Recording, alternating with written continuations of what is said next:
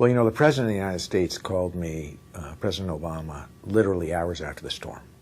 And he said, "I've heard about what's happened up there, tell me more." And he happened to call at a time when I had figured out, surveyed the damage, that this thing was much bigger than what Vermont was able to respond to.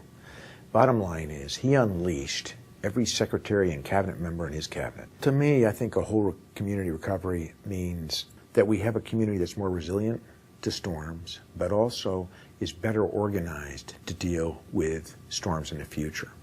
Well, the long-term recovery conversations and community efforts, really an example where FEMA has the experience to come in and say to a state like Vermont, hey, this has worked in the past, and we think it could be applied to Vermont by your community-based local government, and with our volunteer base to ensure that we are tailoring a recovery package for that community that makes sense for them. And that's really important. The project champions are displaying and talking to the partners about their projects. We are presenting our community-generated long-term recovery plan. We put together, with FEMA's help, partnerships where we're going into communities and asking these questions.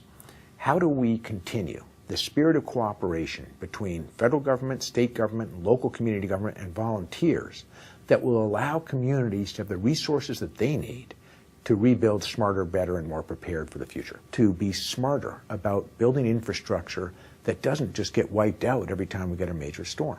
All recovery is local. If you try to dictate it, it won't work. We've learned that over the years, and I think it's a partnership that's really going to be very successful.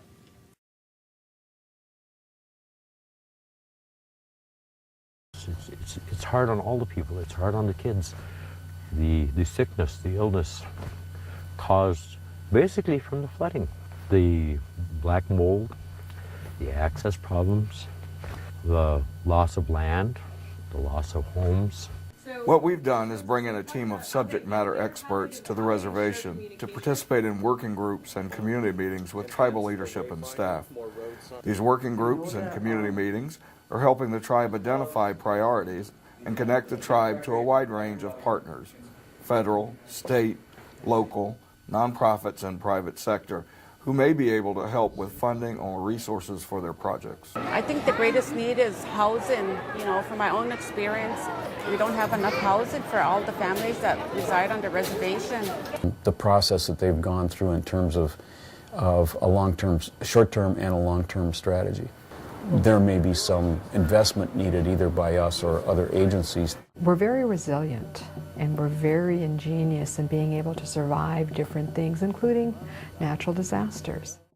Again, this is not about a FEMA recovery. It's not about a HUD recovery or an EPA recovery. It's the community's recovery.